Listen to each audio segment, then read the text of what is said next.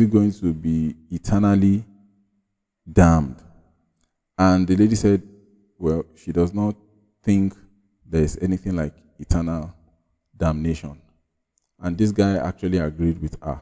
He said he also agrees that there's no punishment for eternal damnation for someone like him that doesn't believe that he is going to be eternally damned, which he could be wrong, but he felt a bit relaxed when the lady said that. He felt relaxed because somewhere in his mind, he knows, because he should not care. If you are an atheist, you don't believe God exists, you don't believe the devil exists, you don't believe angels exist, you don't believe demons exist, then why do you feel relieved that there's not going to be an eternal damnation for someone like you? So in the corner of his mind, somewhere in his mind, he feels he could be wrong. You are welcome to another episode of Learning Together. My name is Tosin, and today our topic is Understanding the Old Testament Laws, Part 6. This part is a reaction to a clip that made me start this series.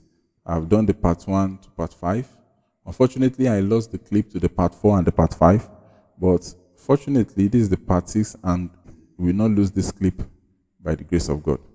Now, we want to go into this reaction to this video that made me start this series in the first place.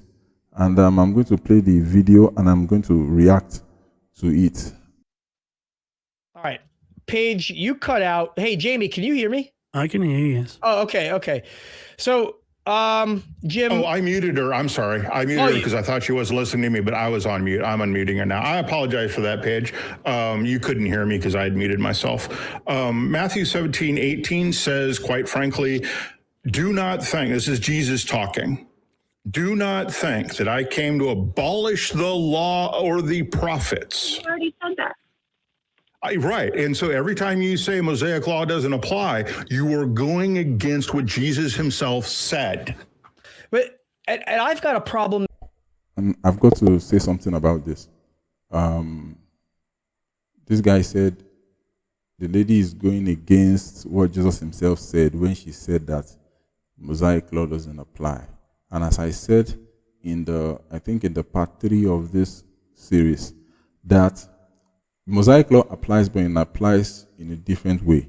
This is that Jesus actually fulfilled the law. That was why the lady said Mosaic law doesn't apply. And Jesus said he has come to fulfill the law and not to abolish it. So the Mosaic law actually doesn't apply in its entirety. It does not apply 100%. There's a portion of it that applies. There's a portion of it that does not apply.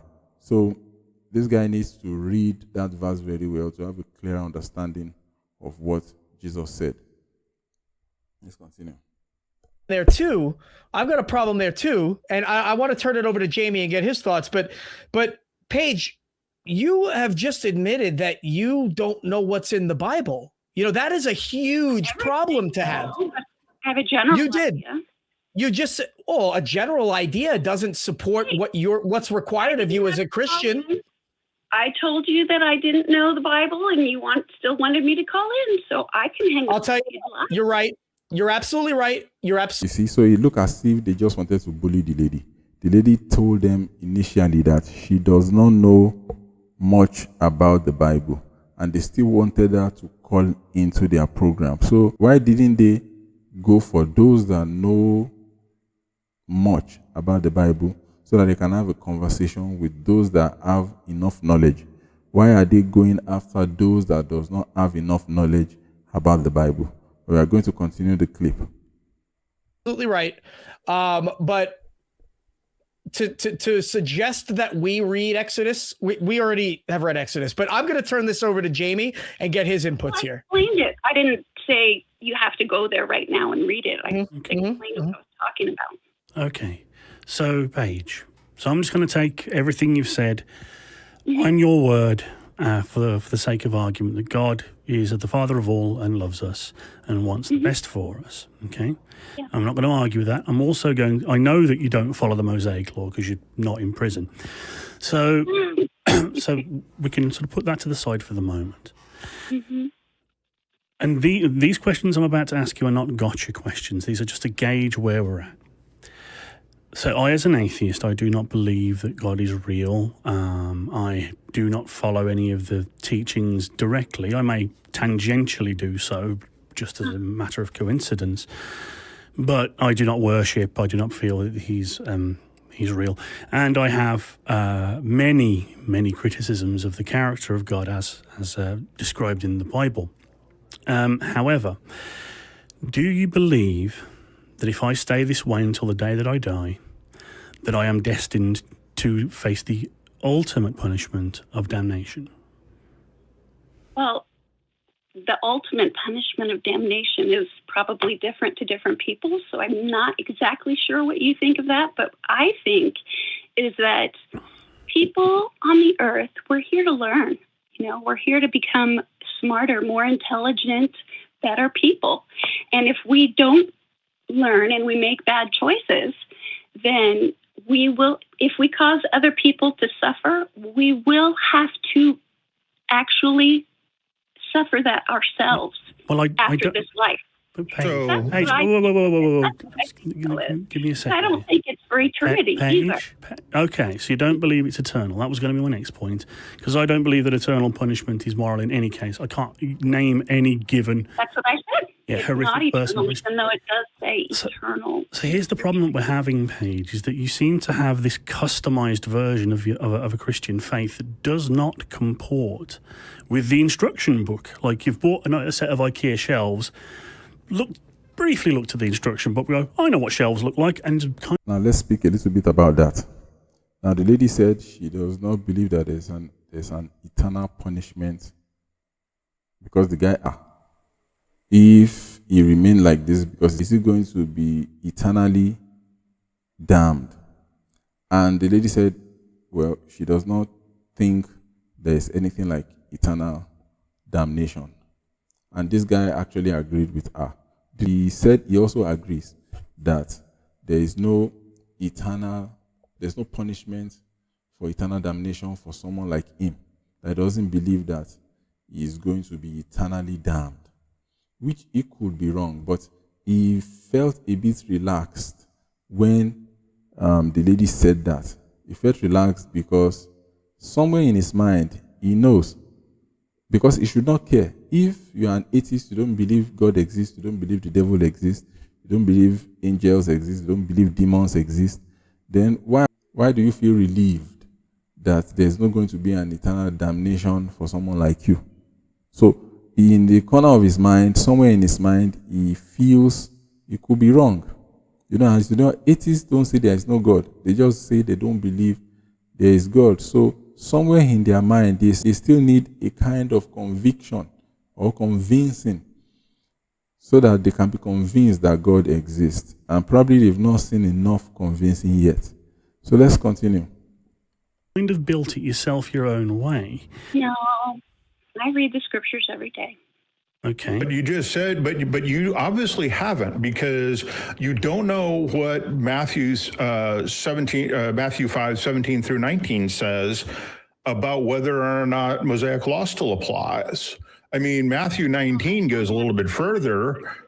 Whoever then annuls one of the least of these commandments and teaches others to do the same shall be called least in the kingdom of heaven. But whoever keeps and teaches them, he shall be called great in the kingdom of heaven.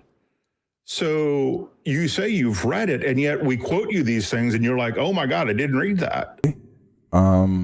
She said, the lady said she reads the Bible every day, and he said that clearly she doesn't. Now quoted Matthew 5, I think 18 and 19, where 19, where it says that, where Jesus said, whoever does not keep the law, or whoever annuls the law and teaches others to do the same, which means you don't keep the law, you don't follow the law, and you teach others to not follow the law, that the person will be the least in the kingdom of heaven. And he thought he had a point when he made that statement. But the truth was that if you look at the caliber of people Jesus was speaking to ordinary people. When you read the chapter from the beginning, Jesus was speaking to the crowd that normally follow him wherever he goes. So the ordinary people, these are the people he was speaking to. So we have three categories of laws: the moral laws, the ceremonial laws, and the judicial laws. Now, the law Jesus was actually referring to when he was speaking to these people was the moral laws. And the moral laws that talks about you shall not steal, you shall not commit adultery, you shall not, you shall not commit murder. And this was the law Jesus was speaking to them about. He said, whoever does not keep these laws and teaches others not to keep these laws will be the least in the kingdom of heaven. So right now, Jesus was not referring to the law of the ceremonial laws where they kill a goat or a ram for the forgiveness of their sins, to request for forgiveness of sin. That was not the law Jesus was speaking about. He was only speaking to them about the moral laws. And when you read further in that same chapter, after that verse 21 downwards, you will see how Jesus picked these laws one after the other and fulfilled each of it, modified each of it, completed each of it. He didn't modify everything. He only modified those that needed modification. So let's continue. I didn't know that. And you keep saying that the Mosaic law doesn't exist. So I think we lost Paige. I don't know if Paige hung up. I did sense some frustration with her. Again, she doesn't say the Mosaic law doesn't exist. She said the Mosaic law doesn't apply. There's a difference between saying the Mosaic law doesn't exist and the Mosaic law doesn't apply. And that is one of the things they do. They pick your word, they twist them, they confuse you when they speak. And if you are not careful, if you don't listen to what they are saying carefully, you take everything they say and you roll with it. But let's continue. In her voice, and really was grateful that she called. Especially coming from the YouTube channel. I didn't sense any frustration with her. She was clearly making statements. They kept tackling her on her point. She was making points. In the earlier reaction, she said things like, Mosaic law doesn't apply. And you keep on saying Mosaic law applies. She said, Jesus fulfilled the law. You keep saying the law remains the same. It does not remain the same if Jesus fulfilled the law. She keeps making statements while you kept making her feel as if the statements she was making was not true. But you were not the ones paying attention, or maybe you paid attention, but you knowingly decide to ignore everything she was saying. So let's continue. Or the live chat, I should say. Often people will kind of troll the live chat and not show up. But she did. And, Paige, if you're watching this, I really appreciate that. Guys, I think it was pretty obvious that she didn't. And she didn't read the scriptures. And Jamie, I liked your kind of packaging there. She's got her own IKEA, custom made version of the Bible. And clearly, this idea of punishment that God puts forth, well, it isn't practical. It isn't practical in today's world, or at least, among people who consider themselves moral parental figures. It isn't practical. Okay, let me say something about that again. He said that it is not practical. The mode of punishment that was given in the Bible is not practical. And this lady kept telling them that the Old Testament laws doesn't apply. Now you are saying the mode of punishment in the Bible, most of it does not apply. It does not apply because it's in the Old Testament. Jesus fulfilled these laws. So most of those laws are not used the same way. There's a new covenant now in the person of Jesus Christ who we follow. So 90 to 95% of the laws in the Old Testament, we don't apply them the way it was written there.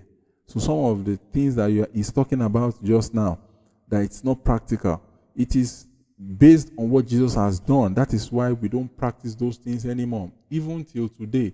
And most of the countries we have now, they pick from the things Jesus did. They pick from the fact that Jesus fulfilled the law, and most of those things are not practiced anymore. Most countries we have today base their judicial laws on what Jesus did. what Jesus did. That is why it is not practical anymore. The lady said the same thing all over and all over and all over and all over again. But you kept ignoring her. Now, this guy is saying the same thing now, that it is not practical. The same thing the lady said, that we don't practice it anymore. What is so hard to understand in that? See, I just feel like these guys they just want to, I don't know if I say they want to just be creating content or making videos for no reason. It's like they know the truth, but they just decide to ignore the truth. But let's watch the rest of the video and see if I will be able to say one or two things to the rest of the things they say. When it comes to justice, throwing somebody in hell, that's justice? I don't think so. Now, he said something. He said it's not practical throwing somebody in hell. Now, it's not like someone does something wrong and you just pick the person, throw the person in hell. That's the way he made it sound. Like someone has done something wrong, you want to punish him, pick him, throw him in hell. No, before someone can even get to hell, the person must have died.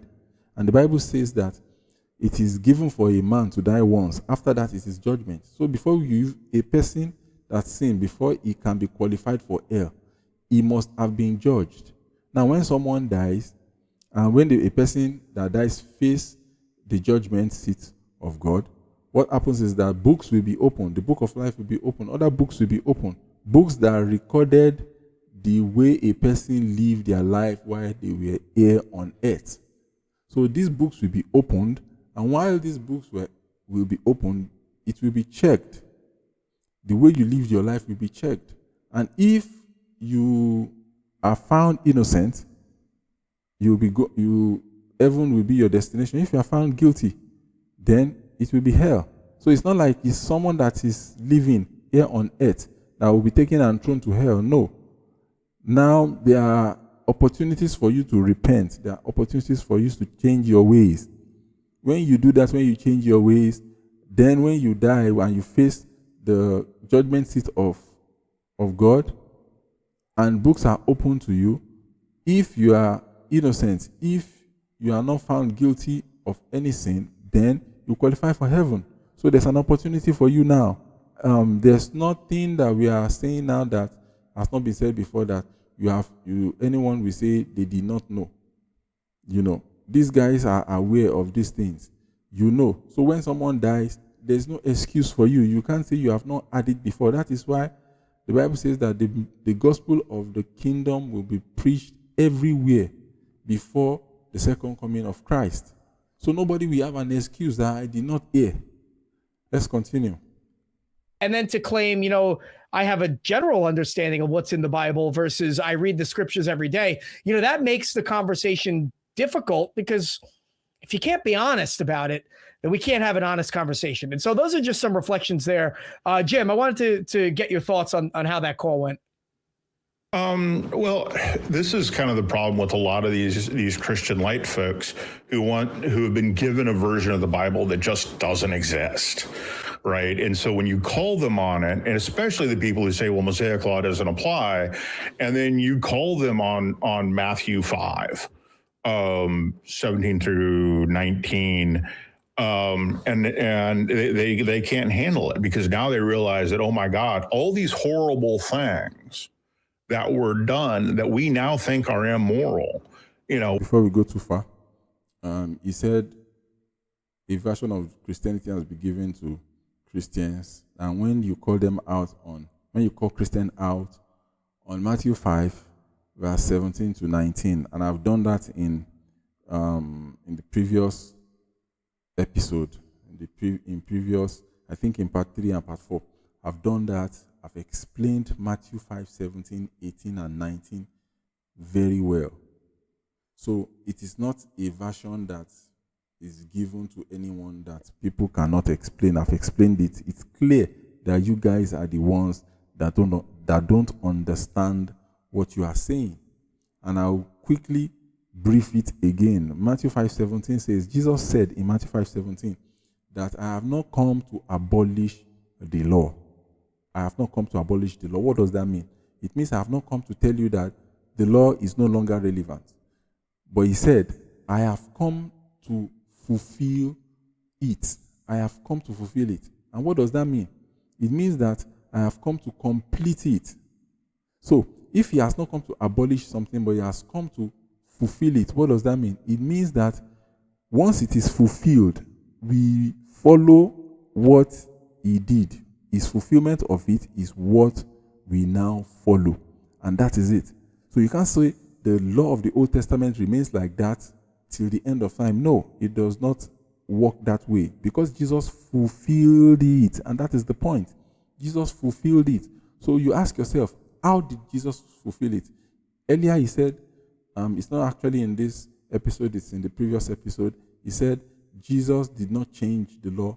He only fulfilled it, did not change the law. And he made the fulfillment of it seems very minor, as if, well, Jesus didn't really do anything.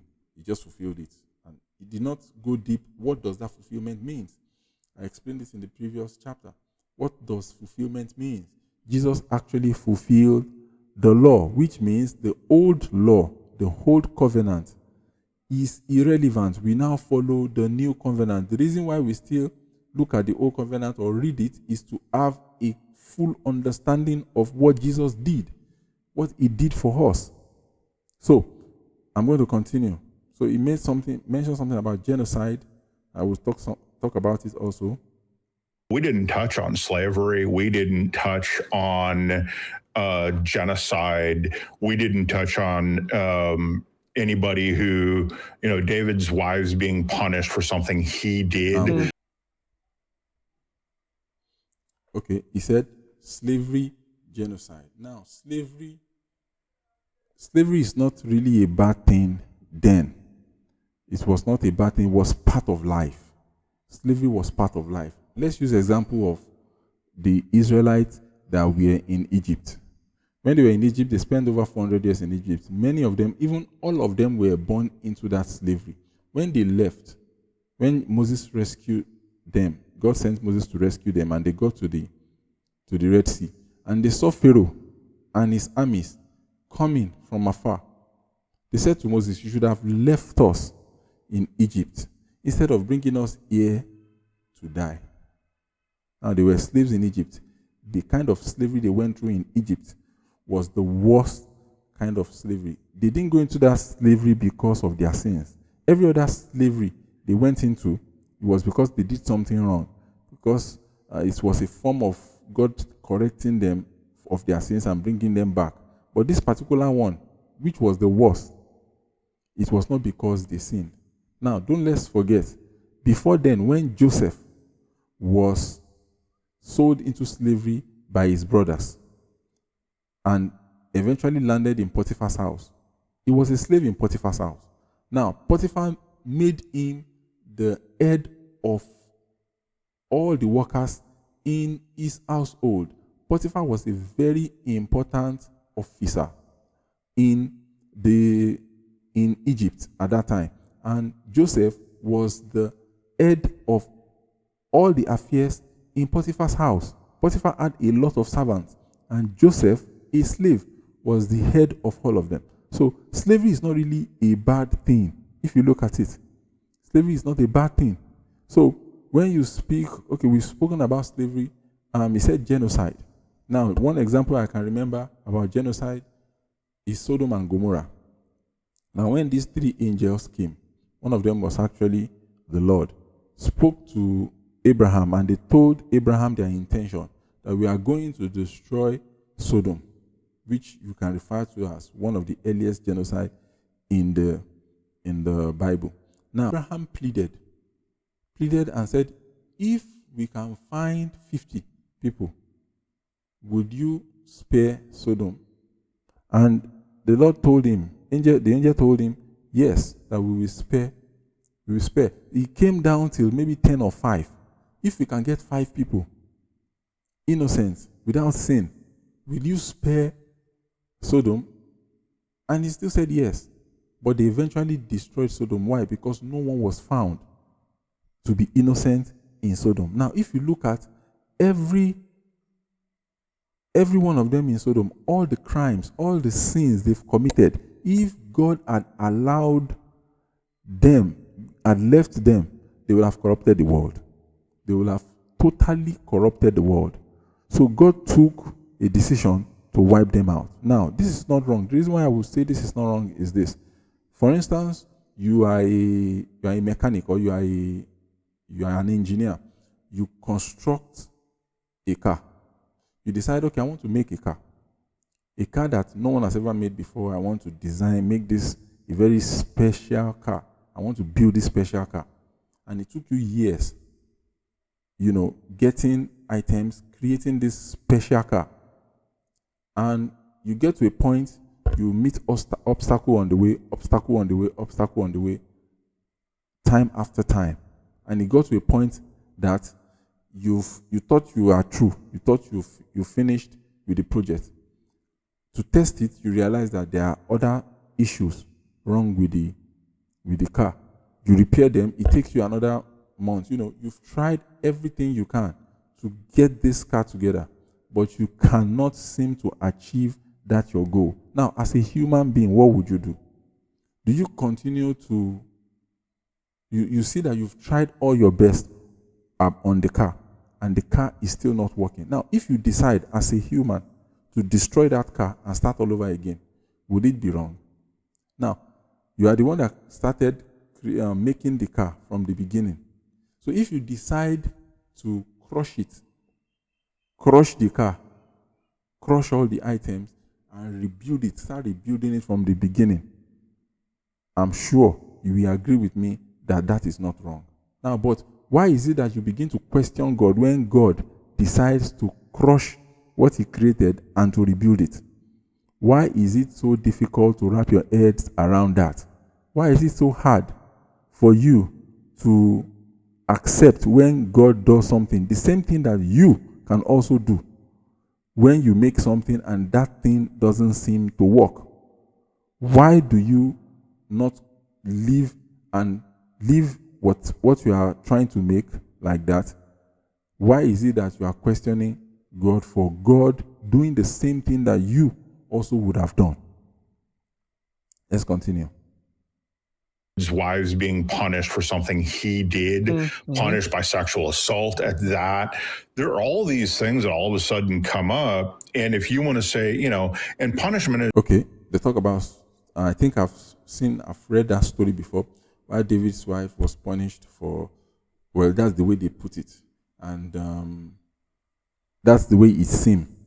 So if you read the story very well, you see that David did something very wrong. He took Bathsheba, he took another man's wife and killed the man. Now, God sent a prophet to him to tell him, because of this thing you have done, this is what will happen to you. God might not send a prophet to him to tell him anything. Now, what I want to bring out here is that bad things happen. Bad things happen to good people. Good things happen to bad people. Because God said it, because God told him what will happen in the future, it doesn't mean it was God that caused it to happen. God only made him know that if you begin to see these things happening, it is because of what you have done. You should not be surprised that these things are happening to you. You are the one that have caused it by your own hands. God is making us to realize that you cannot do something wrong and go scot-free. So the fact that it is other people, maybe his wives or concubines, that looks as if they are being punished for it.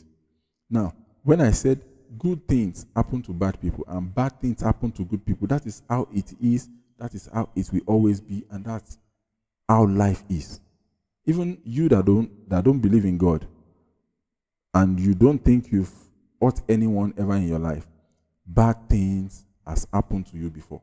You can't say that everything has been all rosy for you since you know your left from your right. You can't say so. So bad things do happen also. Because God told him before it happened, it didn't mean that it was God that caused it to happen. Now let's imagine that God didn't tell him and those things still happen. Would you have said that it was God that punished his wife, David's wife, for David's sin? You wouldn't have said so. It was because it was said. God sent Nathan to him before it happened. That is why you are able to say these things you are saying. There are many things that happen in the Bible that God didn't mention before they happen. You can't accuse God for those things. Now, because this thing, God mentioned it before it happened, now you start saying, no, it was God that did it. No, it's not God that did it. Absalom and other sons, Ammon, what they did, it was not God that told them to do it. Is not the same, because punishment does work, it is effective, but what doesn't work is beating your child. What doesn't work is stoning them to death. And these are things that Except punishment does work. Punishment is effective. He said it himself, and they begin to speak as if, oh, the way God punishes is wrong, God should not punish, God should not do this. But it says something next, and I want us to hear. Doesn't work is beating your child. What doesn't work is stoning them to death. And these are things And he said, beating your child doesn't work. Stoning them to death doesn't work. The Bible didn't tell you to stone your child to death as a form of punishment. Now, what will that be considered punishment when you stone someone to death? Now, the meaning of punishment is a means of correcting someone for improvement. That is what punishment means. When you now say stoning them to death, I think man that has a rebellious child, and that child has been spoken to, he's been corrected, he has been disciplined, and this child does not want to change, does not want to listen to any correction that has been given by the parents. Now, what that passage teaches us is that let the parents themselves rid the town, rid the city of that evil. The Bible calls it evil. That is an evil that should not be found among them. Now, let's relate it to today.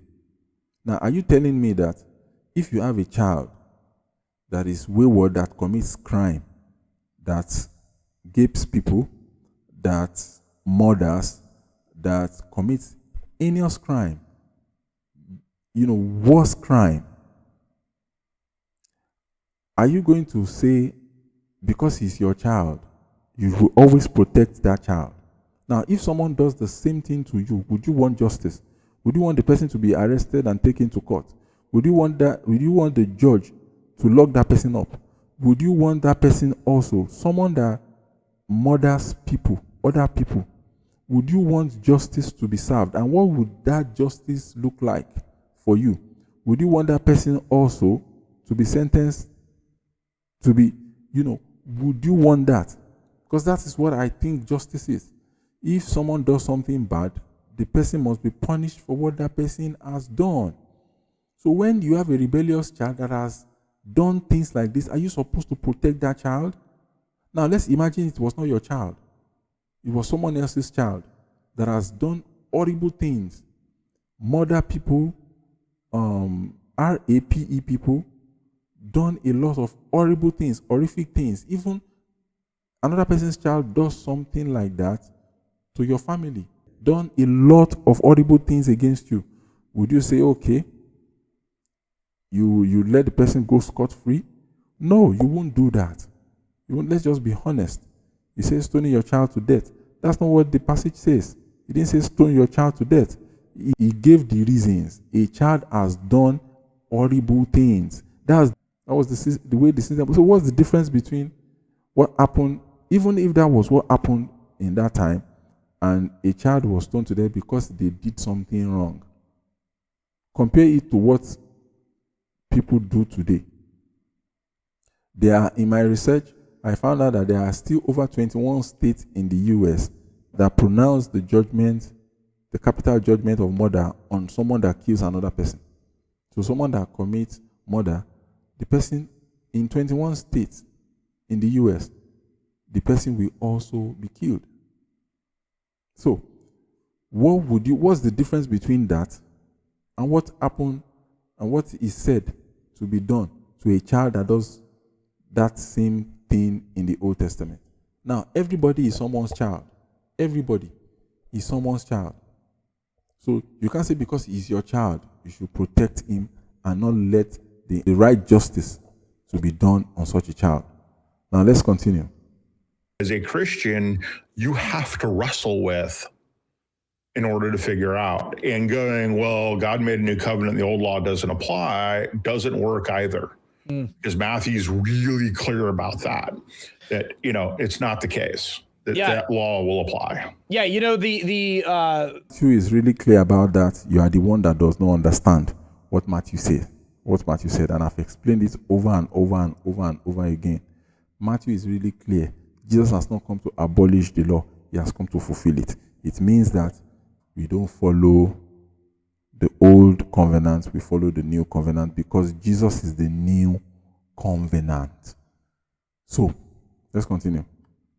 The part about slavery when it comes to the Mosaic law not applying, I always turn to the fact, I think it was Matthew 12, don't quote me on the chapter, but where he heals the centurion's slave. And I'm like, well, why didn't he just free the slave?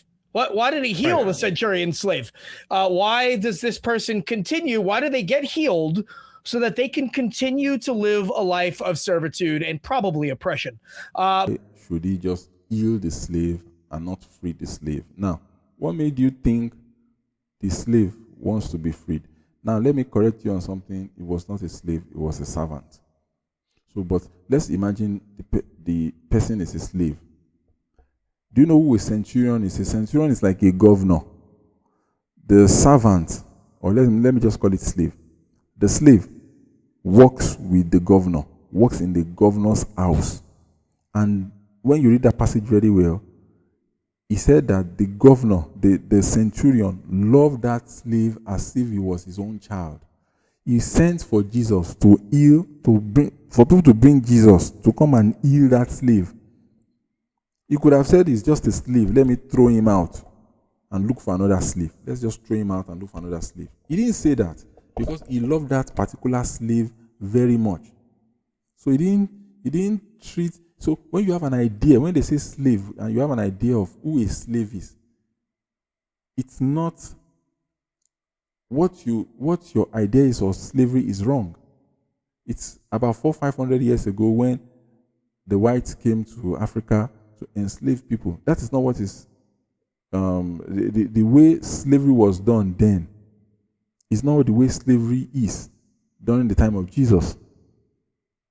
Because the Bible says slaves should respect their masters. Because even though they are slaves, it is when you respect your masters, that's when your master will look down on you with favor. So, this guy is not even a slave, he's a servant. And the centurion loved him so much that he had to send for Jesus to come and heal the slave or the servant. So, if he could send for Jesus to come and heal the slave, you know that the slave is not just an ordinary slave. It was a slave that the centurion loved so much. So, for you to think that because it's a slave, he's being treated badly, you are wrong. He's not being treated badly. He was not being treated badly. He does not live a life of servitude, as he said. Let's continue. But, that's something that I like to bring up. Jamie, great, handling of that caller. I liked you taking a different approach because I think, it's easy to kind of get worked up in these things. How do you feel that went? I'm a bit disappointed because I was fascinated to find out. I actually wanted to, before wanting to sort of put my opinion on it, I'd be fascinated. Let me just round this up here.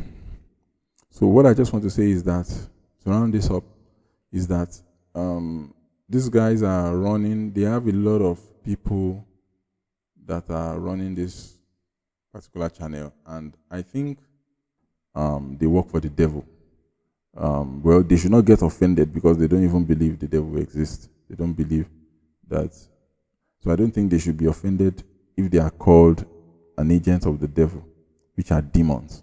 I believe they are demons because what their channel is doing is that they are, for a Christian that is not really grounded, what they do is that with clips like this, without proper understanding of the Bible, they can sway a lot of Christians away from the things of God.